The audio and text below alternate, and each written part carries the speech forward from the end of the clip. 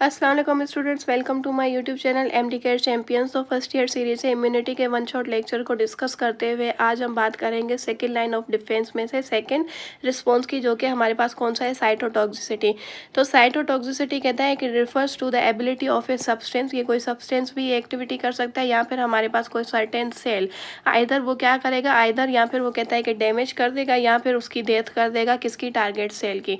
अब कहता है it is one of our protective response is to exhibit against the viral. अब वो आपके पास यानी कि हमारे पास फॉरेन सेल्स कौन से होते हैं जिनके खिलाफ हम क्या करवाते हैं, साइटोटॉक्सिसिटी करवाते हैं। तो हमारी बुक में लिखा हुआ है, कहता है कि वायरली आपके पास इन्फेक्टेड सेल होंगे ना, तो उसके खिलाफ साइटोटॉक्सिसिटी होगी। कैंसर वाले जो सेल होंगे, ट्यूमर सेल्स होंगे, उसके साथ साथ एग्जामिनर ने अभी तक अपनी स्टेटमेंट को कंप्लीट नहीं किया, एज वेल एज लिखा है। क्लियर हो गई बात।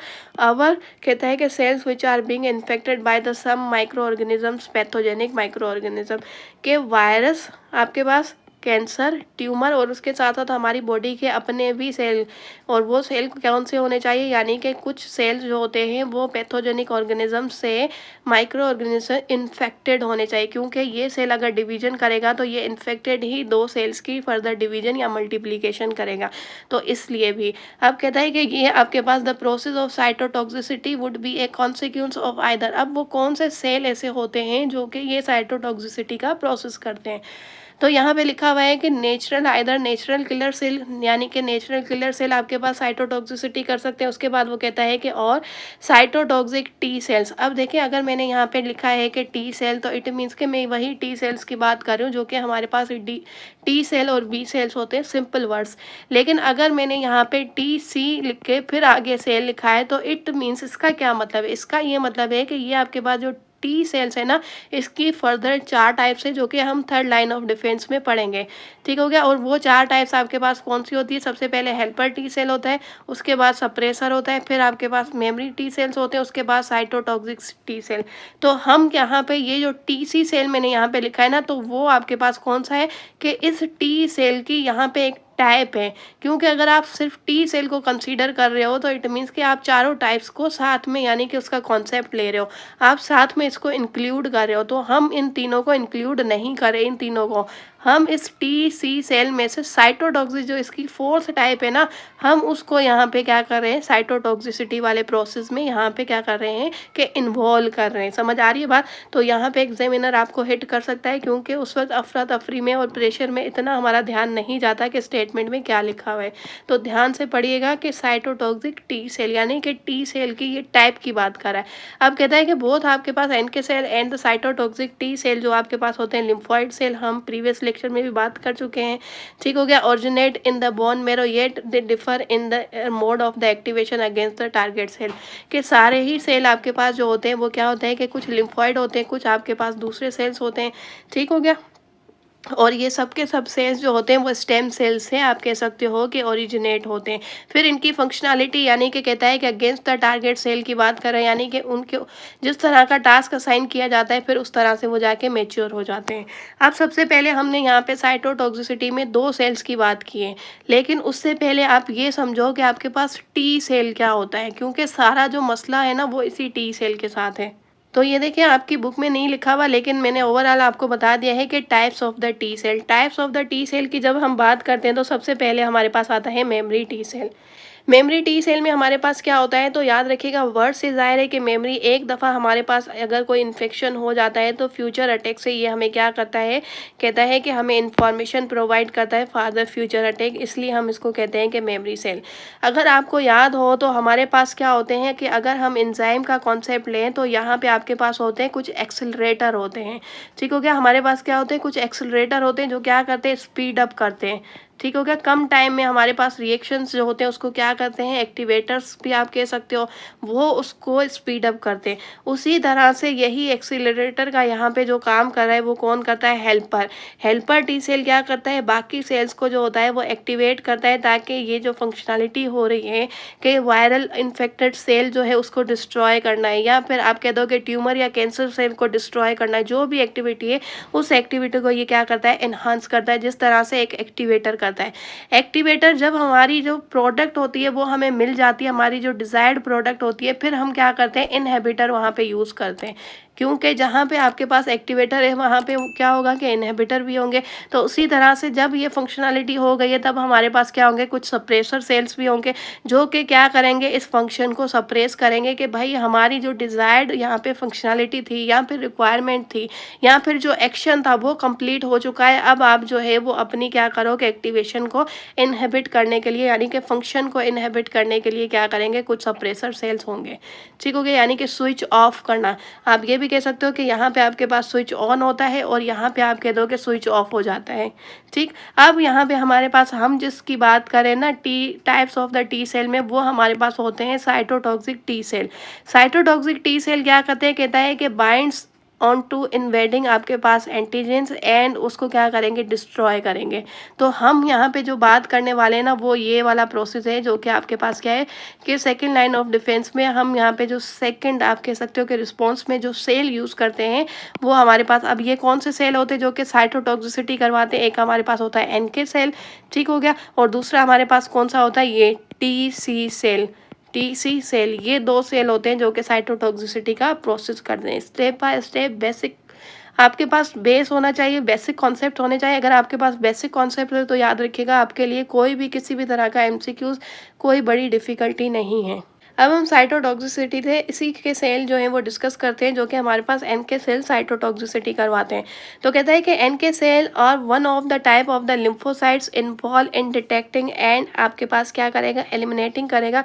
किसको करेगा, virally infected as well as cancer cell. अब देखिए यहाँ पे जो हमने बात की थी मैंने आपको हाईलाइट भी करके दिया है कि यहाँ पे हम कलेक्टिवली बात करें। हम कलेक्टिवली किसकी बात करें, हम कलेक्टिवली बात करें वायरस की, कैंसर की, ट्यूमर की और हमारे अपनी बॉडी के सेल इन्फेक्टेड सेल है। लेकिन फिर हमने ये कहा कि ये जो आपके पास साइटोटॉक्सिसिटी का जो प्रोसेस है वो एनके सेल भी करवा सकते हैं और साइटोटॉक्सिक भी करवा सकते हैं।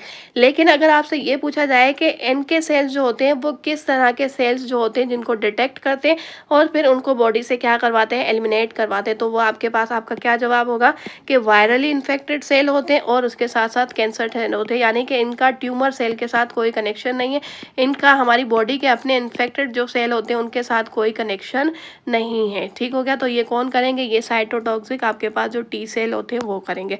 इन दिस केस कहता है कि unlike T C cell they do not need any, तो वो कहता है कि हमारे पास कि हम पहले ही पढ़ कर आए हैं कि मैक्रोफेजेस जो आपके पास होते हैं वो क्या करते हैं, एंटीजन रिप्रेजेंटिंग सेल वाला यहाँ पे काम करते हैं। और किसके लिए करते हैं वो हम पहले ही पढ़ चुके हैं कि टी सेल्स जो आपके पास होते हैं ना, वहाँ पे बुक में लिखा हुआ है टी सेल।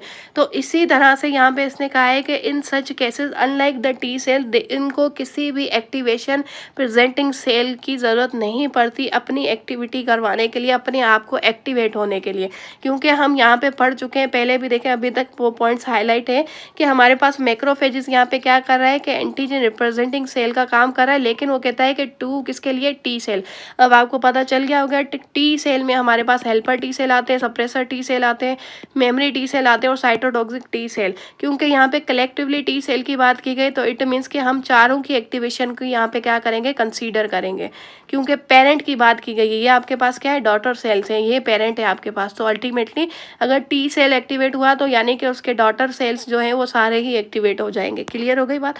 तो वही बात यहाँ पे लिखी हुई है कि इसको किसी भी स्टिमुलस की, सिग्नल्स की यहाँ पे ज़रूरत नहीं पड़ती। यानी कि एंटीजन रिप्रेजेंटिंग वाला जो सीन है उसको इसके लिए ज़रूरत नहीं पड़ती, डू नॉट नीड।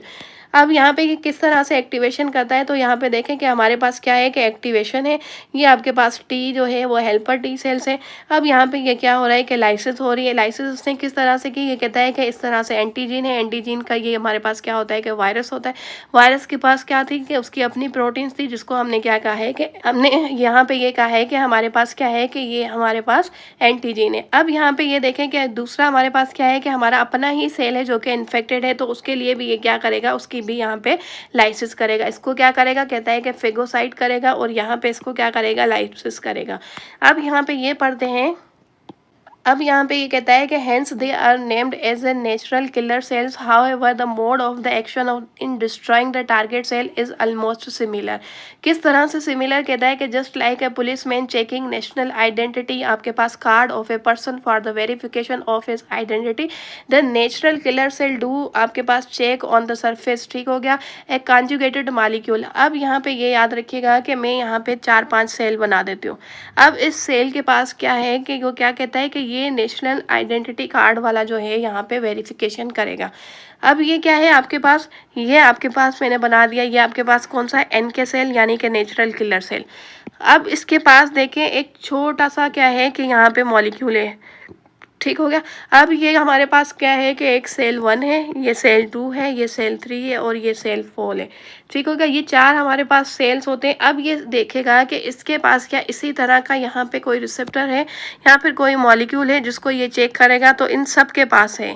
ठीक हो गया, तो ये क्या समझेगा इसको कि ये चारों के चारों जो सेल्स हैं ये क्या है कि सेल्फ सेल्स हैं। ठीक हो गया, क्योंकि क्या कहता है, मैं दोबारा से पढ़ूं कि आइडेंटिटी के कैसे चेक करेगा, तो N K cells do check on the surface, cell के सरफेस, और सेल का सरफेस कौन सा, यही सेल मेम्ब्रेन को सेल का सरफेस कहा जाता है। चेक करेगा और उस पर देखेगा कि एक कॉन्जुगेटेड मॉलिक्यूल है। ठीक हो गया, तो वो कॉन्जुगेटेड मॉलिक्यूल कार्ड जिसको हम क्या कहते हैं MHC क्लास 1। आप ये कंसीडर करो कि ये जो मैंने ब्लैक वाले यहाँ पे जो मॉलिक्यूल्स बनाए हैं ये कौन से मॉलिक्यूल हैं, MHC क्लास 1 के मॉलिक्यूल से। ये भी MHC है, ये भी MHC है, ये चारों ही ब्लैक कलर के। ठीक हो गया, तो फिर इसने ये समझाया कि ये हमारे पास क्या है कि सेल्फ सेल है। ठीक है, यानी कि मेरी बॉडी का अपना सेल है।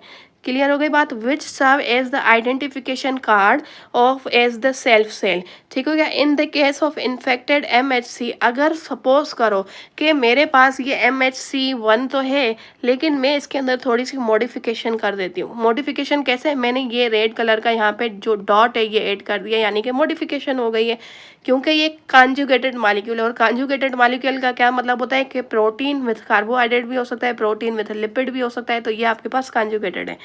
अब यहाँ पे प्रोटीन में आपको पता है कि प्रोटीन में फर्दर इसकी क्या होती है कि हमारे पास एसिडिक प्रोटीन्स भी होते हैं, तो यहाँ पे हो सकता है एसिडिक के बजाय एसिडिक प्रोटीन नहीं है, यहाँ पे मैंने क्या ऐड कर दिया है, बेसिक ऐड कर दिया, तो इट मीन्स के मॉडिफिकेशन हो गई ना। मॉडिफिकेशन के जो मॉलिक्यूल के अंदर कॉन्जुगेटेड मॉलिक्यूल अंदर जो प्रोटीन का एक मॉलिक्यूल था, ठीक हो गया, वो उसकी नेचर क्या होनी चाहिए, एसिडिक नेचर होनी चाहिए अमाइनो एसिड की, लेकिन मैंने उस एसिडिक नेचर के बजाय बेसिक नेचर ले लिया अमाइनो एसिड का, तो यहाँ पे मॉडिफिकेशन हो गई। ये मैं सिर्फ आपको एग्जांपल समझाने के लिए दे रही हूँ, तो यहाँ पे मैंने मॉडिफिकेशन कर लिए यहाँ पे रेड डॉट की हेल्प से। क्लियर, अब यहाँ पे ये कह रहा है कि which serve as the national identity card, और उसकी वजह से हम इसको समझेंगे सेल्फ, वो तो हो गई बात। अब कहता है इन द केस ऑफ इन्फेक्टेड, अब मैंने इसको क्या किया है कि ये जो आपके पास MHC क्लास 1 है ना, मैंने इसको इन्फेक्ट कर लिया है। ठीक हो गया, इंटेक्ट कर लिया। ठीक हो गया, कहता है कि इन the case of intact MHC class 1 the इनके सेल्स रिमेन्स इनएक्टिव, कि इस क्लास में आपके लिए सेल 2 के लिए, 3 के लिए और 4 के लिए ये क्या होगा, यानी कि ये आप समझ लीजिए उनके लिए इनएक्टिव होगा, क्योंकि उसने क्या माना है, इसको सेल्फ सेल मान लिया है। लेकिन वो कहता है कि while in the case of any modification, जो कि मैंने मॉडिफिकेशन कर ली है यहाँ पे। ठीक हो गया, सेल 1 में मैंने क्या किया है कि मॉडिफिकेशन की है। कहता है कि एनी मॉडिफिकेशन, एक तो मैंने यहाँ पे मॉडिफिकेशन कर ली, दूसरा मैं एक ऐसा यहाँ पे सेल बना देती हूँ जिसके अंदर ये मॉलिक्यूल है नहीं। फिफ्थ सेल ऐसा है जिसके अंदर ये ब्लैक कलर का जो MHC क्लास 1 जिसको हम कह रहे हैं मॉलिक्यूल है, वो मैंने क्या किया है, बनाया नहीं, यानी कि मैंने एब्सेंस कर ली MHC क्लास 1 की। ठीक होगा, फिफ्थ सेल में उसकी क्या है कि एब्सेंस है on the target cell, it is about by releasing, तो उसके लिए वो कहता है कि it is activated to destroy the target cell. अब ये क्या होगा, अब ये आपके पास जो NK सेल है ना, ये इसने मान लिया है कि ये जो आपके पास सेल 1 है ये आपके पास नॉन सेल्फ है, और इसके अलावा ये जो है ये भी आपके पास नॉन सेल है। तो ये क्या करेगा, अब ये एक्टिवेट हो जाएगा। एक्टिवेट क्यों होगा, ताकि ये इसको डिस्ट्रॉय कर सके, क्योंकि इसने इस मॉलिक्यूल की वजह से, कॉन्जुगेटेड मॉलिक्यूल की हेल्प से इसको डिटेक्ट किया है कि ये हमारा सेल्फ सेल नहीं है। फिर ये क्या करेगा, कहता है कि lysis of the target cell, यानी कि सेल 1 और सेल 5 जो हमने बनाए, एक पे हमने क्या किया है, एमएचसी क्लास 1 को मॉडिफाई कर दिया है मॉलिक्यूल को, दूसरे में हमने उसको एब्सेंस रखा है टारगेट सेल पे। तो कहता है कि इस broad about by the releasing cytotoxic, आपके पास कुछ ग्रेन्यूल्स को ये रिलीज करेगा जिसको हम क्या कहते हैं, परफोरिन प्रोटीन्स को कुछ रिलीज करेगा, और उसके साथ साथ कुछ ग्रेनेजाइम एंजाइम्स जो हैं वो उसको भी रिलीज करेगा। अब कहता है द फार्मर क्या है कि परफोरिन के बारे में कहता है कि एनके सेल अगर परफोरिन प्रोटीन्स उसके पास है तो ये इसको किस तरह से फंक्शनैलिटीज में लाएगा, तो कहता है कि फॉर्म करेगा pores in the plasma membrane of the target cell, while the inter letter जो आपके पास है यानी कि ग्रेनेजाइम की बात करें, वो क्या करेंगे, इंटर होंगे टारगेट सेल के साथ और उसको क्या करेंगे, लाइसिस करेंगे। क्लियर हो गई बात कि फर्स्ट आपके पास जो परफोरिन है वो क्या करेगा, पोर्स बनाएगा टारगेट सेल में, दूसरा जो है वो उसको क्या करेगा, लाइसिस करेगा। अब हम इमेज के थ्रू कॉन्सेप्ट क्लियर करते हैं। तो याद रखिएगा कि ये हमारे पास कौन सा सेल है, एनके सेल है, और ये हमारे पास एक नॉर्मल सेल है। लेकिन एनके सेल को कैसे पता है कि ये नॉर्मल सेल है, इसको डिस्ट्रॉय करना है या फिर नहीं करना, तो याद रखिएगा कि उसके लिए एक डिटेक्शन होती है, और वो डिटेक्शन यानी कि आइडेंटिफिकेशन कौन सी होती है कि इस नॉर्मल सेल के सरफेस पे आपके पास क्या होना चाहिए कि एमएचसी क्लास 1 जिसको हम कॉन्जुगेटेड मॉलिक्यूल कहते हैं, एमएचसी क्लास 1 वो इसके सरफेस पे होना चाहिए। जब एनके सेल ने ये डिटेक्ट किया कि इस सेल के पास एमएचसी क्लास 1 का ये जो मॉलिक्यूल है ये मौजूद है, तो इसने इसकी क्या की है, कहता है कि नो लाइसिस, क्योंकि इसने यहाँ पे ये समझा है कि ये जो सेल है ये कौन सा है, ये हमारी अपनी बॉडी का बिल्कुल नॉर्मल सेल है, इसकी लाइसिस नहीं करनी, इसको हम कहते हैं कि सेल्फ सेल है। क्लियर हो गई बात। लेकिन अगर हम यहाँ पे ये देखें कि अगर यहाँ पे हमारे पास क्या हो कि ये मॉलिक्यूल मिसिंग हो, ठीक हो गया, ये हमारे पास कौन सा सेल है, ये एनके सेल है, और ये हमारे पास दूसरा मॉलिक्यूल है, दूसरा सेल है। अब इस सेल के पास आप देखो कि आपके पास क्या है कि एमएचसी क्लास 1 का यहाँ पे मॉलिक्यूल क्या था, मैंने भी एब्सेंट कर लिया था, वहाँ पे मौजूद ही नहीं था, तो यहाँ पे भी आपके पास क्या है कि मिसिंग है। मिसिंग होने की वजह से ये इसको समझेगा कि ये आपके पास क्या है कि नॉन सेल्फ हमारे पास सेल है, इसको डिस्ट्रॉय करना है। कहता है कि cell lacking the MHC class 1, ठीक हो गया, तो जिसकी वजह से ये इसको क्या कर देगा, लाइसिस कर देगा। फिर हमारे पास एक और कंडीशन आती थी कि हम वहाँ पे क्या कह रहे थे, मॉडिफिकेशन, जिसकी वजह से हम उसको ये भी समझ रहे थे कि नॉन सेल्फ है। मॉडिफिकेशन की वजह से भी आप कह सकते हो कि वो नॉन सेल्फ है, उसके अलावा आप अल्टर हो जाए मॉलिक्यूल तो भी आप ये कंसीडर करोगे कि वो नॉन सेल्फ है, और तीसरा आपके पास अगर उसकी एब्सेंस हो जाए यानी कि गैर मौजूदगी, मिसिंग हो जाए, ठीक हो गया, आप इसको मिसिंग भी कह सकते हो, तो भी आप इसको यही समझोगे कि ये आपके पास कौन से सेल है, नॉन सेल्फ है।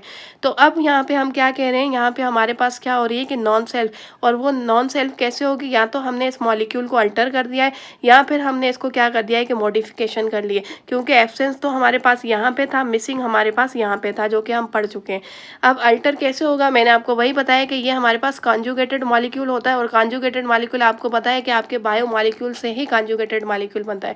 हो सकता है कि इसके अंदर प्रोटीन के लिए हमें कौन सा मॉलिक्यूल चाहिए, अमाइनो एसिड एसिडिक चाहिए, लेकिन हो सकता है मैंने न्यूट्रल यहाँ पे यूज़ कर लिया हो, कोई और अमाइनो एसिड, क्योंकि आपको पता है एक अमाइनो एसिड की सीक्वेंस चेंज होने से या एक अमाइनो एसिड चेंज होने से हमारे पास सिकल सेल एनीमिया जो है वो डिजीज़ निकल आती है। तो उसी तरह से यहाँ पे भी अगर हम थोड़ी सी मॉडिफिकेशन या फिर अल्टरनेशन करेंगे तो हम उसको क्या कंसीडर करेंगे कि ये हमारे पास नॉन सेल एमएचसी क्लास 1 का मॉलिक्यूल है, तो इसके लिए भी हमारे पास क्या करेगा, इनके सेल इसको भी लाइसिस कर देगा। क्लियर। अब तो हमने ये पढ़ा कि ये लाइसिस यानी कि सेल्फ वर्सेस नॉन सेल्फ की डिटेक्शन हो रही है, आइडेंटिफिकेशन हो रही है। अब हम ये देखेंगे कि दूसरी इमेज के थ्रू कि यहाँ पे ये लाइसिस करता कैसे, क्योंकि हमारे पास परफोरिन एंड ग्रेनेजाइम एंजाइम की एक्शन से ये लाइसिस होती कैसे, अब हम वो क्लियर करते हैं कॉन्सेप्ट। तो देखें यहाँ पे हमारे पास दूसरी इमेज में क्या है, हमारे पास दूसरी इमेज में कहता है कि एनके सेल है, एनके सेल के पास क्या होना चाहिए, यानी कि कुछ रिसेप्टर्स भी होते हैं, ठीक हो गया, मैंने आपको पहले भी बताया था रिसेप्टर्स भी होंगे और कुछ हमारे पास इनहिबिटर्स भी होंगे, जो कि हर सेल के पास होते हैं सिग्नल्स को रिसीव करने के लिए, ठीक हो गया। अब ये हमारे पास क्या है कि कहता है कि नॉर्मल सेल है, जिसको हम क्या कह रहे हैं कि सेल्फ सेल है। कहता है कि no activation no killing, no activation no killing क्यों हो गया है, क्योंकि इस एनके सेल को क्या चाहिए, डिटेक्शन के लिए एमएचसी क्लास 1 चाहिए। एमएचसी क्लास 1 इसको ये मॉलिक्यूल कॉन्जुगेटेड मॉलिक्यूल मिल गया, तो इसने कहा कि ये नॉर्मल सेल है, ये सेल्फ सेल है, यानी कि हमारा अपना है, तो यहाँ पे एनके सेल की कोई भी एक्टिवेशन नहीं हुई, इसने इसको किल नहीं किया। क्लियर। अब यहाँ पे ये हमारे पास एक दूसरा सेल है, दूसरा सेल जो है उसके पास MHC क्लास 1 नहीं था तो उसकी वजह से ये क्या कह रहा है कि अब यहाँ पे देखिए हमारे पास क्या है कि इस NK सेल ने यहाँ पे आप कह सकते हो कि क्या करेगा, सबसे पहले परफोरिन जो है यहाँ पे पोर्स बनाएगा।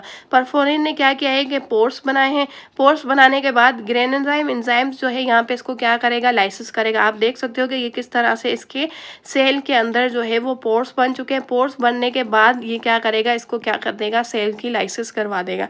तो ये कैसे हुआ, क्योंकि इसके पास MHC आपके दो कि MHC आपके पास क्लास 1 का कंजुगेटेड मॉलिक्यूल नहीं था, तो इसने यहाँ पे क्या कहा है कि ये इन्फेक्टेड सेल है, ये नॉन सेल्फ सेल है, यानी कि हमारा अपना बॉडी का सेल नहीं है, ये आपके पास इन्फेक्टेड है या फिर फॉरेन पार्टिकल या फिर सेल है। तो उसके हवाले से यहाँ पे क्या था कि परफोरिन और आपके पास ग्रेनेजाइम एंजाइम ने यहाँ पे क्या किया है, एक्शन परफॉर्म किया है। यहाँ पे क्या करेगा, सबसे पहले ये जो इसके पास कुछ मॉलिक्यूल्स होंगे, ठीक हो गया, वो यहाँ पे सेल के अंदर आएंगे। अंदर आने के बाद इसकी सेल मेम्ब्रेन को जो हमने पढ़ा है कि परफोरिन क्या बनाएंगे, पोर्स बना लेंगे। इसकी सेल की मेम्ब्रेन आप देख सकते हो इस तरह से इन्होंने क्या किया है कि यहाँ पे पोर बना के डिस्ट्रॉय करना शुरू कर दिया, और फिर ग्रेनेजाइम एंजाइम इसको क्या कर देंगे, लाइसिस करवा देंगे। सिंपल, इन सिंपल वर्ड्स हम यही कह सकते हैं। क्लियर हो गई बात। अब हम यहाँ पे ये बात करते हैं कि साइटोटॉक्सिक टी सेल्स, क्योंकि हम पढ़ चुके हैं कि हमारे पास साइटोटॉक्सिसिटी का अमल यानी कि प्रोसेस करवाने के लिए हमारे पास कौन से सेल होने चाहिए, एक NK सेल, दूसरा हमारे पास साइटोटॉक्सिक टी सेल। तो कहता है कि cytotoxic T cell are an other group of the immune system which belong to the lymphocyte family of our white blood cells. ठीक हो गया। As the name suggest they recognise virally infected cell as well as tumour cell. मैंने अभी आपको क्या कहा था कि यहाँ पे आपके पास ट्यूमर सेल का कोई लॉजिक और कोई कॉन्सेप्ट, कोई कनेक्शन यहाँ पे नहीं है। तो ट्यूमर सेल किससे जाके लिंक करेगा, आपके पास साइटोटॉक्सिक टी सेल से करेगा, लेकिन एडिशनल यानी कि वायरस के लिए ये भी क्या करते हैं, टेक पार्ट करते हैं अपनी फंक्शनैलिटी में। अब यहाँ पे कहता है कि though they have produced in the bone marrow and are migrated to the thymus where they mature and then release into the blood stream, इसीलिए हम इसको कहते हैं कि आपके पास कौन सा सेल है, टी सेल। अब कहता है ड्यूरिंग देयर मैच्योरेशन प्रोसेस आपके पास द नाइव टी सेल्स, यानी कि का क्या मतलब होता है, इमेच्योर आपके पास जो टी सेल्स होते हैं वो कहता है कि डेवलप आपके पास कर लेंगे कुछ रिसेप्टर, CD8 रिसेप्टर्स होते हैं। Type of the co receptor which belong to the T cell receptor, इनके पास दो टाइप्स के टी सेल जो आपके पास होता है ना, ठीक हो गया, TC सेल, उनके पास दो टाइप्स के रिसेप्टर होते हैं। एक होता है, याद रखिएगा, आपके पास CD8 रिसेप्टर, दूसरा होता है TCR रिसेप्टर्स, क्योंकि उसने क्या कहा है, अलोंग का है। दोबारा से मैं बात रिपीट करूं अपनी, कहते हैं कि विच डेवलप क्या होंगे, जब वो मेच्योर होना शुरू होंगे तो अपने ऊपर कुछ रिसेप्टर्स जो है उनको डेवलप कर लेंगे, और वो रिसेप्टर्स आपके पास कौन से होंगे, वो रिसेप्टर होंगे CD8 जो कि मैंने यहाँ पे को रिसेप्टर है ये, along with their TCR receptor, क्योंकि टी सेल है तो उसके अपने रिसेप्टर होंगे, ठीक हो गया, तो इसलिए हमने इसका नाम क्या रखा है, TCR। उसके साथ साथ कौन सा होगा, एडिशनल CD8 रिसेप्टर होगा ऑन देयर सरफेस, तो जिसकी वजह से क्या होता है कि turn into the cytotoxic T cell, जिसकी वजह से साइटोटॉक्सिक टी सेल क्या हो जाएंगे, मेच्योर होना शुरू हो जाएंगे। अब ये कहता है कि दो देयर CD8 आपके पास को रिसेप्टर एंड TCR, ये याद रखिएगा, साइटोटॉक्सिक टी सेल के पास दो टाइप्स के रिसेप्टर होते हैं। कहता है बाइंड्स किसके साथ बाइंड करेंगे, मेजर हिस्टोकम्पेटिबिलिटी, आपके पास जो कॉम्प्लेक्स MHC क्लास 1 है present on all their own nucleated cell of our body except the macrophages because they have another histocompatibility complex MHC class 2। अब यहाँ पे ये याद रखिएगा कि जितनी भी हमारी बॉडी के सेल होते हैं ना, उन सब सेल्स के पास MHC क्लास 1 होता है। हमारी बॉडी के अंदर आप कह दो कि मिलियंस या फिर आप कह दो कि ट्रिलियंस की अमाउंट में हमारे पास क्या होते हैं कि सेल्स होते हैं, ठीक हो गया। अब उन सब सेल्स के ऊपर आप कंसीडर ये करो कि यहाँ पे क्या होगा कि ये मॉलिक्यूल मैंने बना दिया MHC क्लास जो है, अब आपके पास MHC क्लास 2 का ये मॉलिक्यूल है, ठीक हो गया, जो कि सबके पास होगा, मिलियंस या फिर बिलियंस की अमाउंट में जो हमारे पास सेल है उन सब के पास ये होगा। ये होने के बाद ही हमारे पास जो TC सेल है ना, TC सेल, इसको क्या मानेंगे कि ये सेल्फ सेल है। लेकिन मैक्रोफेज जो आपके पास होगा ना, ये मैंने बना दिया मैक्रोफेज, इसके पास जो सरफेस पे मॉलिक्यूल होगा MHC क्लास को कहता है कि 2 का होगा, ठीक हो गया। तो ये क्या कहता है, फिर से मैं अपनी स्टेटमेंट पढ़ूँ, कहता है कि CD8 core receptor and TCR the cytotoxic T cells binds with the histocompatibility आपके पास MHC क्लास 1। अब ये यहाँ पे आप थोड़े से कंफ्यूज हो जाओगे कि ये किसकी बात कर रहा है। ये कह रहा है कि CD8 को रिसेप्टर एंड TCR जो होते हैं वो किसके रिसेप्टर है, TC सेल के हैं, जो कि बाइंड हो जाते हैं किसके साथ, इस मॉलिक्यूल के साथ।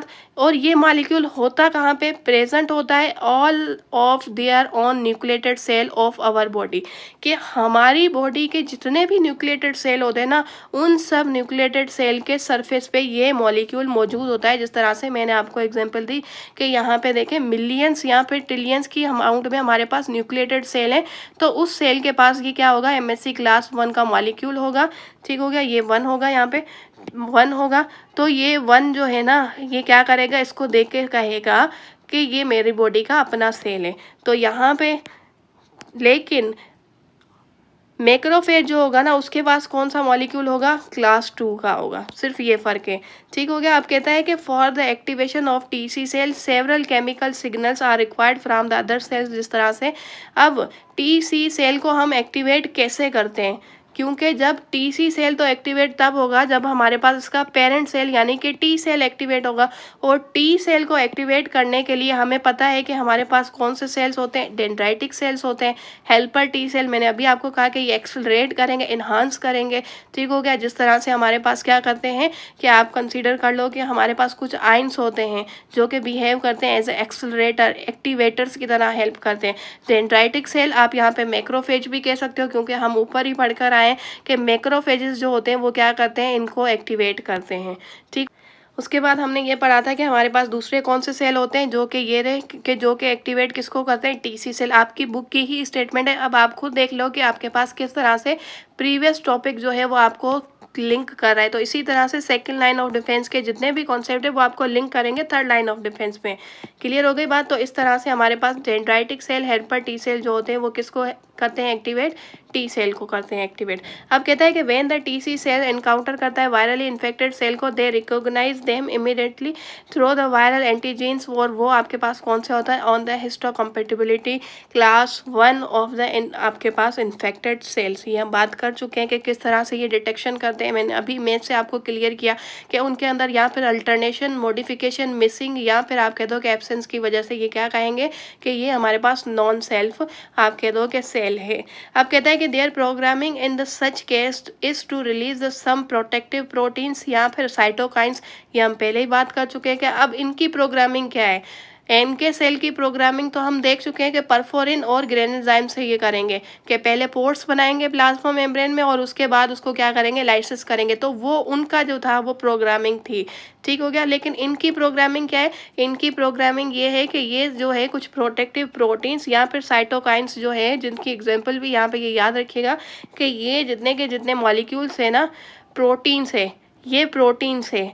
वहाँ पे हमारे पास क्या था कि प्रोटीन्स भी थी और उसके साथ साथ एंजाइम्स भी थे। लेकिन ये कहता है यहाँ पे प्रोटीन्स होंगे।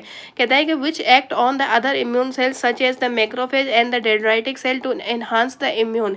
अब ये कुछ ऐसी प्रोटीन्स को रिलीज करेंगे, यानी कि यहाँ पे वही बात हो गई, एक्सेलरेटर वाला काम हो गया कि रिलीज करेंगे। रिलीज करने के बाद ये क्या करेंगे, कहता है कि मैक्रोफेजिस और such as the dendritic cells को यहाँ पे क्या करेंगे, एक्टिवेट करेंगे, ताकि वो दूसरे जो है इम्यून सेल्स को एक्टिवेट कर सके। क्योंकि हम पढ़कर आए, अभी अभी मैंने आपको दिखाया कि dendritic cell, macrophages, helper T cells ये क्या करते हैं, दूसरे बाकी के जो T सेल्स हैं, B सेल्स हैं, उनको क्या करेंगे, एक्टिवेट करेंगे।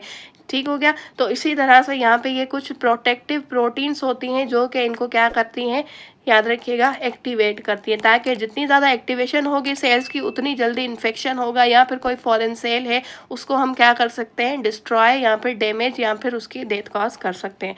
अब कहता है कि लाइक द आपके पास NK सेल्स दे रिलीज। अब यहाँ पे एक लाइक प्रॉपर्टी भी है, कहता है कि प्रोटेक्टिव प्रोटीन के थ्रू भी ये कर सकता है। उसके अलावा NK सेल की तरह इनकी क्या है कि एक लाइक प्रॉपर्टी है, वो आपके पास कौन सी होगी, परफोरिन प्रोटीन एंड ग्रेनेजाइम, ताकि उससे लाइसिस हो सके किसकी, टारगेट सेल की। लेकिन वो कहता है कि unlike the NK cell TC cells then proceed towards the other infected cell to cause their lysis. In this way they serve as a role of the आपके पास सीरियल किलर, यानी कि ये फिर स्टॉप नहीं होगा, सीरियल किलर की तरह धमाधम धमाधम धमाधम के अब ना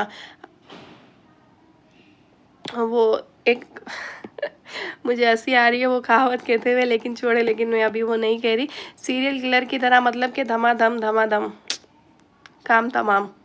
तो ये इस तरह से, क्योंकि एनके सेल जो होता है वो क्या करता है कि एक सेल की लाइसिस करने के बाद, एक इन्फेक्टेड सेल की लाइसिस करने के बाद जो है वो स्विच ऑफ हो जाता है। लेकिन यहाँ पे ये कहता है कि इन दिस वे वो क्या करेगा, क्योंकि उसने अनलाइक एनके सेल की एग्जांपल दी है कि ये क्या करेगा, सीरियल किलर की तरह मारता रहेगा, डिस्ट्रॉय करता रहेगा, डैमेज करता रहेगा उन सेल्स को। अब हम इस इमेज के थ्रू अपना कॉन्सेप्ट क्लियर करते हैं। तो याद रखिएगा, ये आपके पास जो दिख रहा है, ये आपको क्या दिख रहा है कि ये सेल है, और इस सेल के अंदर क्या है कि आपको एक छोटा सा न्यूक्लियस दिख रहा है, और उसके साथ साथ यहाँ पे लिखा हुआ है कि एंटीजन रिप्रेजेंटिंग सेल। तो आपको ये बात समझनी चाहिए कि ये हमारे पास कौन सा सेल है, कि ये हमारे पास मैक्रोफेज का सेल है, क्योंकि मैक्रोफेज ही हमारे पास एंटीजन रिप्रेजेंटिंग सेल की फंक्शनैलिटी परफॉर्म करते हैं। अब यहाँ पे सवाल ये पैदा होता है कि ये डेंड्राइटिक सेल क्यों नहीं, क्योंकि एक्टिवेट तो वो भी करते हैं टी सेल को। डेंड्राइटिक सेल ये तब होता है जब इसकी साइटोप्लाज्म की जो प्रोजेक्शंस है ना वो होती, तो यहाँ पे साइटोप्लाज्म की प्रोजेक्शन नहीं होती। दूसरी बात हमने अपने बुक से ये क्लियर की कि हमारी बॉडी के अंदर जितने भी न्यूक्लिएटेड सेल होंगे, या तो उनके पास क्या होगा, एमएचसी, आप कंसीडर करो कि एमएचसी क्लास 1 का मॉलिक्यूल होगा, या फिर आप कंसीडर करो कि एमएचसी आपके पास क्लास 2। लेकिन मैक्रोफेजिस के पास कौन सी क्लास होगी, क्लास 2 होगी। क्लियर हो गई बात। अब यहाँ पे एक छोटा सा पैथोजिन आया, पैथोजिन के पास क्या होगी, प्रोटीन्स होगी। प्रोटीन्स को इसने क्या किया है कि यानी कि इस पैथोजिन को खाया है, खाने के बाद उसकी जो प्रोटीन्स थी, जिस प्रोटीन्स को हम यहाँ पे क्या कह रहे हैं कि एंटीजीन्स कह रहे हैं, उस एंटीजीन्स को अपने सरफेस पे इसने क्या किया है, रिप्रेजेंट किया है।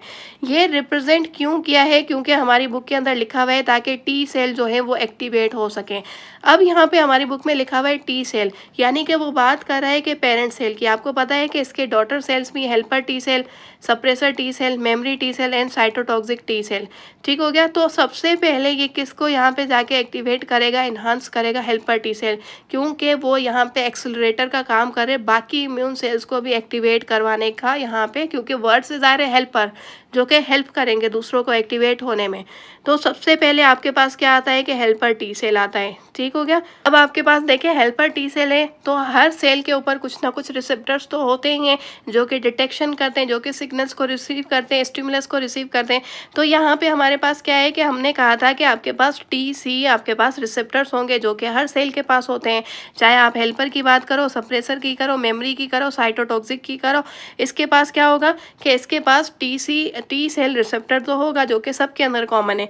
लेकिन अगर आप हेल्पर टी सेल की बात करोगे तो इनके पास एक स्पेशल आपके दो के रिसेप्टर होगा जिसको हम कहते हैं CD4 रिसेप्टर। अगर मैं यहाँ पे हेल्पर टी सेल यहाँ से हटा दूँ, फिर आपको मैं ये कहूँ कि ये कौन सा टी सेल है, तो यहाँ पे CD4 को देखकर आप सडनली ये कह दोगे कि ये कौन सा सेल है, आपके पास हेल्पर टी सेल है, क्योंकि हेल्पर टी सेल के पास जो कोर रिसेप्टर होता है वो आपके पास होता है CD4 रिसेप्टर। ठीक हो गया। अब ये क्या करेंगे, तो याद रखिएगा दूसरा यहाँ पे जो आपके पास स्टेप है, तो हमने क्या कहा था, कुछ प्रोटीन्स को ये रिलीज करेंगे, और वो प्रोटीन्स आपके पास कौन सी थी, साइटोकाइन प्रोटीन्स थी। अब ये साइटोकाइन प्रोटीन्स क्या करेंगी, बाकी के जितने भी आपके पास सेल्स होंगे, इम्यून सेल्स होंगे या टी सेल्स होंगे, उनको क्या करेगी, ये एक्टिवेट करेगा। क्योंकि हमारी बुक में भी लिखा हुआ है कि अगर हेल्पर टी सेल से एक्टिवेशन इतनी ज़्यादा आप कह दो कि फास्ट नहीं होती, एक्टिवेट नहीं हो रहे, तो उसके लिए हमारे पास दूसरा जो हमारे पास था, पाथ कह दो आप या फिर ऑप्शन कह दो, तो वो कौन सा था कि कुछ मॉलिक्यूल्स को, कुछ सिग्नल मॉलिक्यूल्स को हम यहाँ पे रिलीज करेंगे। तो वो आपके पास कौन सा था, साइटोकाइन।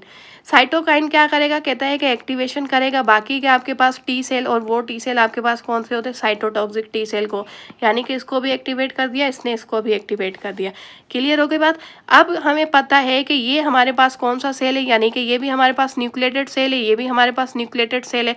तो न्यूक्लिएटेड सेल के पास जो है वो कौन सा आपके पास होना चाहिए, MHC क्लास 1, क्योंकि ये मैक्रोफेज नहीं है, ये हमारे पास ट्यूमर सेल है। इसके अलावा दूसरा भी हो सकता है, वायरल इन्फेक्टेड भी हो सकता है, या फिर हमारी बॉडी का अपना ही इन्फेक्टेड सेल हो सकता है, क्योंकि tumour cell, virus cell, cancer cell, ये जो सेल है, इसके अलावा हमने अभी बुक की स्टेटमेंट क्या पढ़ी थी कि हमारी बॉडी का अपना भी इन्फेक्टेड सेल हो सकता है, तो उसके पास भी कौन सा मॉलिक्यूल होगा, कौन सी क्लास होगी, कंजुगेटेड मॉलिक्यूल MHC क्लास 1 की। ठीक हो गया। अब यहाँ पे साइटोटॉक्सिक टी सेल अगर ना भी लिखा हुआ होता, मैं अगर आपको ये कहूँ कि ये इसका क्या होगा, कोर रिसेप्टर, क्योंकि कोर रिसेप्टर हर किसी के चेंज होते हैं, तो इसके पास क्या होगा, TC सेल रिसेप्टर तो होगा, जो कि यहाँ पे नहीं लिखा हुआ, आप कंसीडर कर सकते हो जिस तरह से यहाँ पे लिखा हुआ है, जो कि सारे ही टी सेल के पास उनका रिसेप्टर होता है जो कि कॉमन है। यहाँ पे इसका स्ट्रक्चर देखो, आपको ये दिख रहा है, यहाँ पे इसका स्ट्रक्चर देखो, ये दिख रहा है। तो यहाँ पे आप देख लो कि टी सेल के पास स्ट्रक्चर देखें सबके पास सेम है, तो जो कॉमन रिसेप्टर होगा उसकी स्ट्रक्चर सेम होगी। ठीक हो गया। अब यहाँ पे देखें आपके पास क्या है कि CD4 रिसेप्टर का कलर ग्रीन है, यहाँ पे आपको कलर दिख रहा है ऑरेंज दिख रहा है, क्योंकि ये चेंजेस है। ठीक हो गया। को रिसेप्टर है, हर किसी सेल का, टी सेल का चेंज होगा। तो अगर मैं यहाँ पे साइटोटॉक्सिक टी सेल ना भी लिखूँ तो CD8 बोल दूँ तो इट मीन्स कि मैं साइटोटॉक्सिक टी सेल की बात करूँ। अगर मैं यहाँ पे हेल्पर सेल ना भी लिखूँ तो भी CD4 रिसेप्टर को देख के आप फ़ौरन से इसको जज कर लेंगे कि ये हेल्पर टी सेल है, क्योंकि ये को रिसेप्टर किसका है, हेल्पर का है। क्लियर हो गई बात। ये MCQs NTS पास्ट पेपर में आ चुके हैं, इसीलिए मैं इसको इतना एम्फोसाइज कर रही हूँ। अब यहाँ पे इसने क्या किया है, ये कह रहा है कि ये मेरा सेल नहीं है। इसने क्या रिकॉग्नाइज किया है कि ये मेरा सेल नहीं है, तो जिसकी वजह से ये क्या करेगा, कुछ परफोरिन आपके पास जो प्रोटीन है उसको रिलीज करेगा, ग्रेनेजाइम एंजाइम जो है इसको रिलीज करेगा। तो उसकी वजह से यहाँ पे इसका क्या हो जाएगा कि ट्यूमर की, यहाँ पे ट्यूमर सेल जो है उसकी डेथ हो जाएगी। यानी कि आप कह दो कि एपोप्टोटिक यानी कि प्रोग्रामिंग, हमारे बुक में एक वर्ड लिखा हुआ है कि यहाँ पे क्या होगी कि सेल की जो डेथ होगी वो प्रोग्राम्ड होगी। प्रोग्राम्ड क्यों होगी, क्योंकि इसका प्रोग्राम्ड डेथ का मतलब ये होता है कि इसके साइड में बाकी दूसरे भी सेल्स होंगे, उनको कोई नुकसान ना हो। इसको हम प्रोसेस को कहते हैं एपोप्टोसिस कहते हैं। एक होता है नेक्रोसिस, दूसरा होता है एपोप्टोसिस। एपोप्टोसिस को कहते हैं नेचुरली प्रोग्राम्ड डेथ। तो यहाँ पे वही हो रही है, क्योंकि इसकी वजह से बाकी वाले जो इसके सराउंडिंग वाले जो सेल्स हैं उनको किसी भी तरह का कोई भी नुकसान नहीं होना चाहिए। तो इसको हम यहाँ पे क्या कहते हैं, इस तरह से हम इसको डिस्ट्रॉय करते हैं। हमारी बॉडी के अंदर बहुत सारे ऐसे सेल्स होते हैं जो कि प्रोग्राम्ड डेथ होती है उनकी, तो इस तरह से यहाँ पे हो जाएगी इसकी क्या, प्रोग्राम डेथ। ये है कंप्लीट कॉन्सेप्ट आपके पास। अब हम बात करते हैं कि प्रोटेक्टिव प्रोटीन्स की, क्योंकि इम्यूनिटी की डेफिनेशन में मैंने आपको कहा था कि सेल को आप क्या करोगे कि प्लस करोगे प्रोटीन्स के साथ, तब हमें एक रिजल्ट मिलेगा जिसको हम कहते हैं कि इम्यूनिटी। और सेल्स को तो हम बार बार डिस्कस करते हुए आए हैं और थर्ड लाइन ऑफ डिफेंस में भी हम करेंगे, लेकिन सेल कौन से हैं ये याद रखिएगा। सेल हमारे पास होते हैं वाइट ब्लड कॉर्पस्कल्स के सेल, क्योंकि सेल्स तो बहुत टाइप के हमारी बॉडी में सेल्स होते हैं। ठीक हो गया। लेकिन अब हम यहाँ पे बात करते हैं कि प्रोटीन्स की, तो कहता है कि इन आवर बॉडी फ्लूइड, ठीक हो गया, देर सर्कुलेट्स डिफरेंट प्रोटीन्स, बहुत सारी प्रोटीन्स जो होती है वो सर्कुलेट हो रही होती है, which help us in the protection of our body against the micro organisms such as the pathogenic bacteria. Such proteins are termed as the complement proteins. वो प्रोटीन्स जो कि हमारी क्या करे कि इम्यूनिटी में हमें हेल्प करे, क्योंकि क्या कहा है यहाँ पे, in our body fluid circulates करती है different proteins which help us in the protection. बहुत सारी प्रोटीन्स जो होती है वो सर्कुलेट कर रही होती है, लेकिन उन बहुत सारी प्रोटीन्स में ऐसी प्रोटीन जो कि हमें हेल्प करे, किसमें, इम्यूनिटी में हमें जो हेल्प करती है ना, किस में हेल्प करेगी, हमें इम्यूनिटी में। तो उस प्रोटीन्स को हम यहाँ पे क्या कहेंगे, उस प्रोटीन को हम यहाँ पे कहेंगे कि ये प्रोटीन हमारे पास कॉम्प्लीमेंट प्रोटीन है। Upon recognization of the bacteria as the foreign organism, ठीक हो गया, जिसको हम क्या कहते हैं, नॉन सेल्फ। हम अभी पढ़ के आए सेल्फ वर्सेज नॉन सेल्फ। अब कहते हैं कि कॉम्प्लीमेंट्री प्रोटीन जो आपके पास होंगी या कॉम्प्लीमेंट प्रोटीन्स जो होंगी are activate through a series of the reaction. अब यहाँ पे सीरीज ऑफ रिएक्शंस नहीं बताए, इतनी डिटेल में स्टडी नहीं है इनकी, लेकिन आपको याद रखना चाहिए कि सीरीज ऑफ रिएक्शन में बहुत सारे स्टेप्स होते हैं, स्टेजेस होते हैं जिसके थ्रू ये एक्टिविटी होती है। कहता है कि सम ऑफ देम डैमेज करता है plasma membrane of their target cell while the other attract, क्या करेगा, other cells of the immune system such as the, आपके पास क्या होगा, ये है बहुत ही इंपॉर्टेंट लाइन कि यहाँ पे सम ऑफ देम डैमेज, कुछ ऐसी प्रोटीन्स होंगी जो कि plasma membrane cell, target cell जो है ना उसके प्लाज्मा मेम्ब्रेन को क्या करेगी, डैमेज करेगी, डिस्ट्रॉय करेगी। लेकिन कुछ प्रोटीन ऐसी होगी जो कि अट्रैक्ट करेगी अदर सेल्स को, किसके सेल्स को, इम्यून सिस्टम के सेल्स को अट्रैक्ट करेगी। क्यों अट्रैक्ट करेगी, जिस तरह से मैंने आपको ये बताया था जब हमने स्टेम सेल को डिस्कस किया था, मैंने कहा था ये आपके पास जो मस्ट सेल है इसको याद रखिएगा, neutrophils, macrophages and the macrophages to enhance the immune responses, के ये प्रोटीन्स भी जो है वो क्या फंक्शनैलिटी परफॉर्म कर रही है, प्लस पॉइंट वाला। क्या हो गया है कि यहाँ पे हेल्पर सेल की तरह ये भी क्या कर रही है, बाकी सेल्स को एक्टिवेट करिए। कौन कौन से सेल्स को ये एक्टिवेट करिए, मस्ट सेल को एक्टिवेट करिए, न्यूट्रोफिल्स को एक्टिवेट करवा रही है, मैक्रोफेजेस को एक्टिवेट करवा रही है, क्योंकि इन तीनों का हमारे पास जो काम होता है, जो फंक्शनैलिटी होती है वो क्या करती है, दूसरे इम्यून सेल्स को यहाँ पे क्या करता है कि इन्हांस करता है। ठीक हो गया। तो इस तरह से कुछ प्रोटीन्स भी हम पढ़ कर आए, जिस तरह से साइटोकाइन आपके पास प्रोटीन है, तो वो साइटोकाइन प्रोटीन क्या हो गई, जो कि इम्यूनिटी में हमें हेल्प करी, इट मीन्स कि वो कॉम्प्लीमेंट प्रोटीन हो गई है। समझ आ रही बात? साइटोकाइन तो हम पढ़ कर आए ना, तो वो साइटोकाइन आप कह सकते हो कि प्रोटीन क्या कर रही है, यहाँ पे बिहेव कर रही है एज ए कॉम्प्लीमेंट प्रोटीन। अब हम बात करते हैं कि इन्फ्लामेटरी आपके पास रिस्पॉन्सेज क्या होते हैं, यानी कि to set on the fire is one of the non specific, क्योंकि सेकंड लाइन से ये बिलोंग करता है, उसी का आप कह दो कि कैटेगरी है। ठीक हो गया। Immune which is usually A consequence of the infection, ये कैसे होता है, इन्फेक्शन के बाद का होने वाला अमल जो हमारे पास होता है वो इन्फ्लामेशन का होता है। हाउएवर इट मे भी कहता है कि due to the other factors like the tissue damage, ठीक हो गया, इरिटेंट या फिर ऑटो इम्यून डिसऑर्डर की वजह से भी हो सकता है। It is categorised into the two, एक आपके पास होता है एक्यूट, दूसरा होता है क्रॉनिक। अब कहता है कि आपके पास acute type is a short term inflammation, जिस तरह से हमें कभी कभार कोई स्क्रैचेस वगैरह आ जाते हैं, तो उसकी वजह से क्या होता है कि रेडनेस होती है, हॉटनेस होती है, पेन होता है, स्वेलिंग होती है, loss of the function of the infected आपके पास ऑर्गन्स या फिर टिश्यूज़ या फिर सेल्स। उसके बाद दूसरी जो हमारे पास क्रोनिक की बात की गई, कहता है कि क्रोनिक वन इज ऑन आपके पास लॉन्ग टर्म होगी and is usually A consequence of the disease. जिस तरह से इसकी वजह से जो होती है वो क्रोनिक क्या होती है कि लॉन्ग टर्म है ना, तो लॉन्ग टर्म होने की वजह से इसकी वजह से डिजीज हो जाती है, जिस तरह से cardiovascular disease and the allergy वगैरह। अब हम यहाँ पे ये बात करते हैं कि whenever the damage to our tissues takes place either through an accident or a pin to the skin, the harmful bacteria are introduced in our tissues, कि जब कभी भी हमारे टिश्यूज़ डैमेज होते हैं तो एक्सीडेंटली हो या फिर कभी कभार पिन चुभने की वजह से भी हमारे बैक्टीरिया जो होते हैं, हार्मफुल बैक्टीरिया हमारी बॉडी में एंटर हो जाते हैं। कहता है कि as a result the damage tissue आपके पास होंगे, वो क्या करेंगे, रिलीज़ करेंगे स्पेसिफिक कॉम्प्लेक्स आपके पास प्रोटीन जैसे हिस्टामिन। अब हिस्टामिन की एग्जांपल मैंने आपको पहले ही दे दी थी फर्स्ट लाइन ऑफ डिफेंस में। ये क्या करते हैं, इन्फ्लामेशन में आपको पास हेल्प करते हैं, यानी कि सिग्नल्स प्रोड्यूस करते हैं। दूसरा आपके पास कौन सा, आप कह दो कि आपके पास प्रोटीन्स होंगी, प्रोस्टाग्लैंडिन आपके पास कॉम्प्लेक्स स्पेसिफिक कॉम्प्लेक्स प्रोटीन्स हैं। ठीक हो गया। ये क्या करती है, कहता है कि ये दोनों ही मिलके डायलेट करेंगी नियर बाय ब्लड वेजल्स, के जहाँ पे आपको पिन चुभी है या फिर आपका एक्सीडेंट हुआ है या फिर आपका जो टिश्यू है वो डैमेज हुआ है, वहाँ पे जो करीब आपकी स्किन के करीब जो आपकी ब्लड वेजल्स होंगे ना, उन ब्लड वेजल्स को ये क्या कर देगी, डायलेट कर देगी। क्यों डायलेट कर देगी, ताकि अट्रैक्ट हो सके किसका, neutrophil and macrophages to the site of the infection, so that the आपके पास जो बैक्टीरिया इंटर हुआ है उसको हम क्या कर सके, फेगोसाइटोसिस का प्रोसेस करके उसको हम एलिमिनेट कर सकें। अब किस तरह से, कहता है कि इट में रिजल्ट इन द आपके पास उसकी वजह से आपके पास क्या होगा कि कुछ स्मेल भी प्रोड्यूस होगी। तो कहता है कि it is a sort of a war is going on in the infected tissue, our on cells जो होंगे वो क्या करते हैं कि may die forming a thick paste like, जिसको हम क्या कहते हैं, वाइट येलो ऑरेंज कलर का आप कह दो कि एक फ्लूइड वहाँ पे प्रोड्यूस हो जाता है, जिसको हम कहते हैं कि पस। पस क्या होता है, पस हमारे पास होता है डेड सेल्स जो होते हैं उसको हम कहते हैं कि पस, और उसकी वजह से हमें स्मेल भी, यानी कि आप कह सकते हो कि बैड स्मेल होती है। ठीक हो गया। अब यहाँ पे एक छोटी सी एग्जांपल है, कहता है कि पिन अगर चुभ गई है तो पिन चुभने की वजह से हमारे पास क्या हो गया, हमारी बॉडी के अंदर जो है वो पैथोजन आ गए। अब एंट्री हमारे पास किसकी हुई है, बैक्टीरिया की हुई है।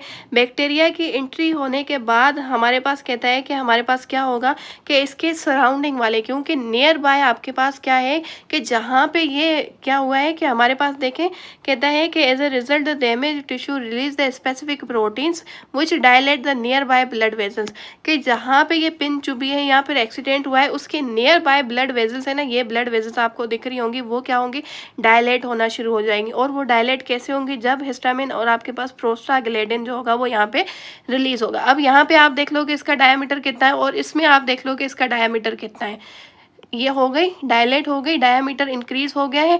डायमीटर इंक्रीज इसलिए हुआ है ताकि ब्लड की सर्कुलेशन हो सके। ब्लड सर्कुलेशन जितनी ज़्यादा होगी उतने ज़्यादा न्यूट्रोफिल और मैक्रोफेजेस जो होंगे वो यहाँ पे आने की कोशिश करेंगे, और फिर यहाँ पे क्या होगा कि एक्शन परफॉर्म होगा, और वो एक्शन कौन सा है, फेगोसाइटोसिस। तो यहाँ पे कहता है कि कीमोटैक्टिक आपके पास फैक्टर्स होते हैं जो कि क्या करते हैं, अट्रैक्ट करता है फेगोसाइटिक आपके पास सेल्स।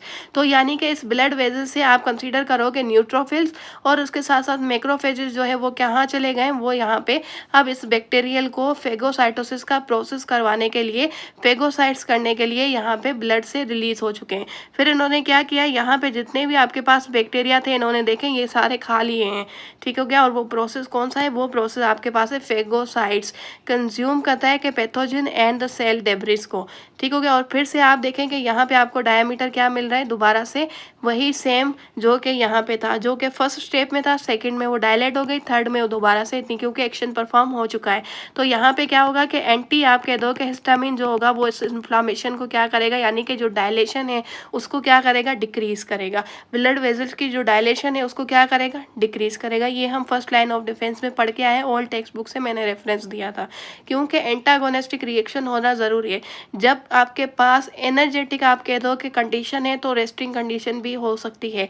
जब आपके पास इंक्रीमेंट है तो उसका डिक्रीमेंट भी होगा। अगर यहाँ पे हिस्टामिन है जो कि इसको डायलेट कर रहा है तो यानी कि इसका एंटी हिस्टामिन भी होना चाहिए जो कि इसको क्या करेगा, इसका डायमीटर दोबारा से सेम। अब हम बात करते हैं कि टेम्परेचर रिस्पॉन्स की, यानी कि पायरेक्सिया जिसको हम कहा करते हैं। तो कहता है कि whenever the body temperature rises above the normal, तो इट इज़ क्लिनिकली, जिसको हम क्या कहते हैं, फीवर कहते हैं, ठीक हो गया। तो ये याद रखिएगा कि ये एक आपके पास सिम्टम है रेदर देन डिजीज।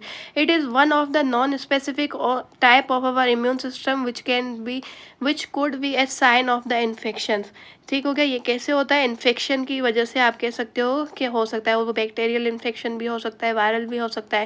तो ये नॉन स्पेसिफिक इसलिए क्योंकि ये सेकेंड लाइन ऑफ डिफेंस से कनेक्ट करता है या फिर बिलोंग करता है।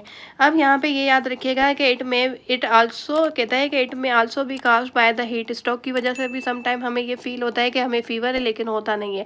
ब्रेन ट्यूमर अगर किसी को हो जाए तो उसको फीवर बार बार होगा। कुछ टॉक्सिन्स जो हैं वो हमारी ब्रेन में रिलीज हो जाती हैं, तो जिसकी वजह से उस कभी कभार हैवी आप कह दो कि ड्रग्स की वजह से भी हमारे पास या मेडिसिन की वजह से भी हमें ऐसा फील होता है कि हमें फीवर है, या फिर वो काज करती है fever. Substance that induce the fever as, वो सब्सटेंस जो कि फीवर को क्या करती है, इंड्यूस करती है, तो उसको हम क्या कहते हैं, पायरोजिन कहते हैं। पायरोजिन जो होते हैं वो बॉडी खुद भी सिक्रेट करती है, जिसको हम कहते हैं कि एंड्रोजिन, ठीक हो गया। एंड्रोजीनियस बॉडी ऑन सेल्स जो होती है वो सिक्रेशन, या फिर हम ये क्या करते हैं, एक्सटर्नल सोर्स से भी ले सकते हैं, जो कि क्या करेगी, फीवर को बढ़ाएगी। और बढ़ाती क्यों है, जिसका रीज़न हम आगे पढ़ेंगे।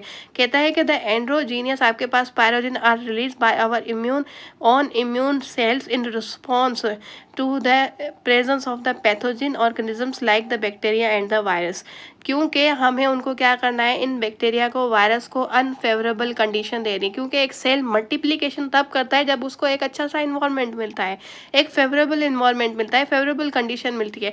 तो टेम्परेचर हाई करके हम क्या करते हैं, एक अनफेवरेबल कंडीशन दे देते हैं, जिसकी वजह से क्या हो जाती है, इनकी ग्रोथ रुक जाती है। फिर कहता है कि they are release in the blood stream from actively phagocytosis, आपके पास मैक्रोफेजेस होते हैं, वहाँ से ये क्या करेंगे कि रिलीज होंगे। अब कहता है कि द इम्पोर्टेंट आपके पास पायरोजिन्स, ये याद रखिएगा, इंपॉर्टेंट पायरोजिन्स, इंटरल्यूकिन आपके पास 1 है, इंटरल्यूकिन 6 है, ठीक हो गया। ट्यूमर नेक्रोसिस फैक्टर है, और उसके साथ साथ इंटरफेरॉन्स हैं रिस्पेक्टिवली। अब कहता है कि दो the blood pyrogens are transported to the brain, वही बात हो गई कि यहाँ पे ये क्या हो गए हैं कि इसको रिलीज किए, किसने किया है। कहता है कि they are release in the blood stream, यानी कि ब्लड में, फ्रॉम एक्टिवली, और वो एक्टिवली कैसे रिलीज हुए, यानी कि मैक्रोफेजेस ने इनको रिलीज किया है। रिलीज करने के बाद ये जाएंगे कहाँ पे, कहता है कि ब्लड में जाएंगे, और ब्लड से ये कहाँ पे जाएंगे, कहता है कि ट्रांसपोर्टेड टू द ब्रेन में जाएंगे। तो the blood the pyrogens are the, pyrogens को यहाँ पे रिलीज किसने किया है, मैक्रोफेजेस ने किया है। क्लियर हो गई बात। अब कहता है मुझे असल में फ्लू की वजह से तबीयत ख़राब हो रही है, मुझसे बोला भी नहीं जा रहा, और वॉइस भी जो है बहुत ही ज़्यादा अजीब व गरीब हो रही है। बच्चे बोल रहे होंगे कि ये मैडम की वॉइस है या फिर किसी और की है, तो ये मेरी ही है, लेकिन फ्लू की वजह से तबीयत बहुत ज़्यादा डाउन हो रही है। तो pyrogen are transported to the brain, brain के पास ये मॉलिक्यूल जाएंगे, ठीक होगा। ब्रेन के पास क्या, हाइपोथैलेमस, जो कि हमारे पास क्या है कि थर्मोस्टेट, यानी कि टेम्परेचर को बैलेंस करने वाला हमारे पास ब्रेन का सब पार्ट है। तो कहता है एज अ कॉन्सिक्वेंस हाइपोथैलेमस क्या करेगा, प्रोड्यूस करेगा सिग्नल, कहाँ से आए, यानी कि मैक्रोफेजेस जो है उसने क्या किया कि पायरोजिन को रिलीज किया।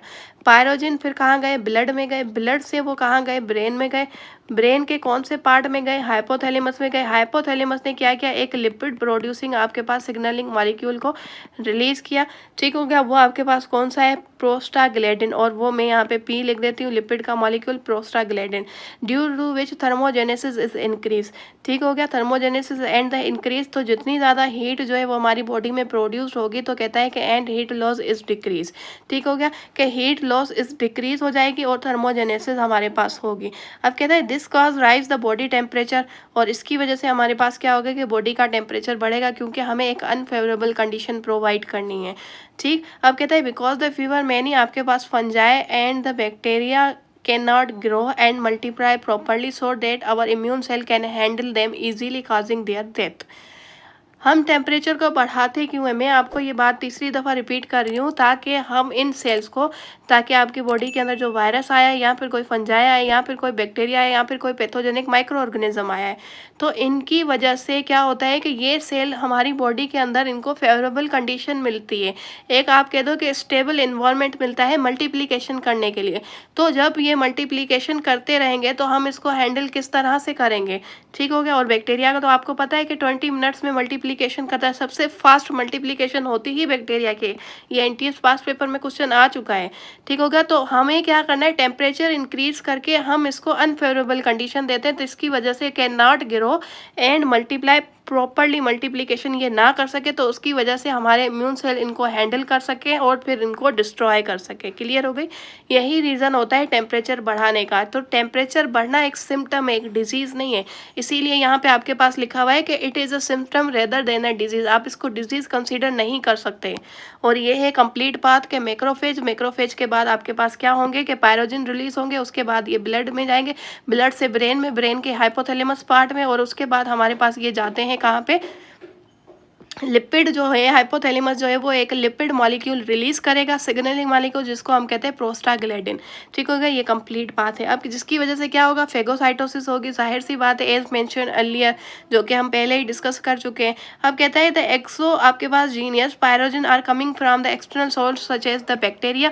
ठीक हो गया, और बैक्टीरिया जो है वो एक सेल है, इसके पास भी कुछ ना कुछ पायरोजिन का जो है वो मॉलिक्यूल होगा इस सेल के पास भी, तो ये भी क्या करता है, ये भी इन्हांस करता है। Such toxins are recognised by the brain, और फिर ये पायरोजिन जो है वो और ज़्यादा इंड्यूस करता है किसको, हो सकता है 1 या 2% जो है वो इनकी पायरोजिन की हमारी बॉडी के लिए क्या करती है कि वैल्यूएबल हो ये पायरोजिन, जो कि बैक्टीरिया के पास अपने पास ये पायरोजिन था, जिसको हम कह रहे हैं कि एक्सोजीनियस, क्योंकि ये कोई और सेल से आया है, कोई एक्सटर्नल सोर्स से आया है। ठीक हो गया, जो कि इंड्यूस करेगा, ज़्यादा इंड्यूस नहीं कर सकता, सम हाउ 1-2% आप कह सकते हो कि थोड़ा बहुत इंड्यूस करने की कैपेबिलिटी रखता है। अब कहता है कि although the favour in the above sense is beneficial us yet it has a following, आपके पास बेनिफिशियल भी है लेकिन उसके साथ जहाँ पे एडवांटेजेस होते हैं वहाँ पे डिसएडवांटेजेस भी होते हैं, ड्रॉबैक्स भी होते हैं। अंडरस्टूड सी बात है। कहता है कि एक आपके पास क्या होता है कि energy is lost as a heat. ठीक हो गया, amount of energy is lost as a heat, क्योंकि आपको पता है कि हमारे पास जो सर्कुलेशन होती है उसके थ्रू हम क्या करते हैं, हीट जो होती है वो ब्लड में सर्कुलेट होती है। तो अगर आपके पास क्या हो रहा है कि सर्कुलेशन बहुत ज़्यादा हो रही है, हीट बहुत ज़्यादा सर्कुलेट हो रही है, तो हमारे पास वहाँ पे क्या हो रहा है कि अमाउंट ऑफ एनर्जी जो है वो लॉस्ट हो जाएगी। आप कह रहे हैं जिसकी वजह से क्या होती है कि डिहाइड्रेशन, हमें स्वेटिंग भी होती है। ठीक हो गया, उसके अलावा बाकी भी ये लिखा हुआ है कि प्रोसेस फटीग भी होती है, उसके अलावा हमारी बॉडी जो होता है उसमें भी हमें पेन महसूस होता है, और उसके साथ साथ आप कह दो कि हमारी बॉडी में क्रैम्प्स पड़ना भी शुरू हो जाते हैं। ठीक हो गया, अब यहाँ पे कहता है कि टेम्परेचर जो है हायर देन 105 डिग्री फ़ारेनहाइट वो डी नेचर कर देती है किसको, एंजाइम्स को, and the other proteins also, क्योंकि प्रोटीन्स को एक फेवरेबल इन्वायरमेंट चाहिए, फेवरेबल टेम्परेचर चाहिए अपनी एक्टिविटी के लिए। अगर वो टेम्परेचर बढ़ जाता है तो हम कहते हैं कि डी नेचर हो गए, अगर टेम्परेचर कम हो जाता है तो हम उसको कहते हैं कि डी एक्टिवेट हो गए हैं। ठीक हो गया, तो फिर वो रीएक्टिवेट हो सकते हैं, लेकिन यहाँ पे डी नेचर क्योंकि हाई टेम्परेचर है। अब कहता है कि डी नेचर जो होंगे अगर प्रोटीन, क्योंकि एक सेल के अंदर सारी कहानी प्रोटीन्स की भी है, सारी जो कहानी है, क्योंकि हमारे पास बायोमॉलिक्यूल में सबसे ज़्यादा जो बायोमॉलिक्यूल का जो प्रोपोर्शन है वो प्रोटीन ही है। प्लाज्मा मेम्ब्रेन में आपके पास प्रोटीन है, राइबोसोम आपके पास प्रोटीन है, रिसेप्टर्स आपके पास प्रोटीन है, एंटीबॉडीज़ आपके पास प्रोटीन है, एंटीजीन आपके पास प्रोटीन है, लिगेंड्स आपके पास प्रोटीन है, हर चीज़ आपके पास प्रोटीन है। तो अगर प्रोटीन ही आपके पास डी नेचर हो गई, क्योंकि मैंने आपको पहले भी कहा है एंजाइम एंजाइम ही प्रोटीन है और प्रोटीन ही एंजाइम है। तो अगर प्रोटीन ही डीनेचर हो गए तो जिसकी वजह से क्या हो जाएगा कि एक पर्सन की डेथ भी हो सकती है। तो ये था आपके पास complete concept second line of defence. Next lecture में हम बात करेंगे third line of defence. Thank you, अल्लाह हाफिज़।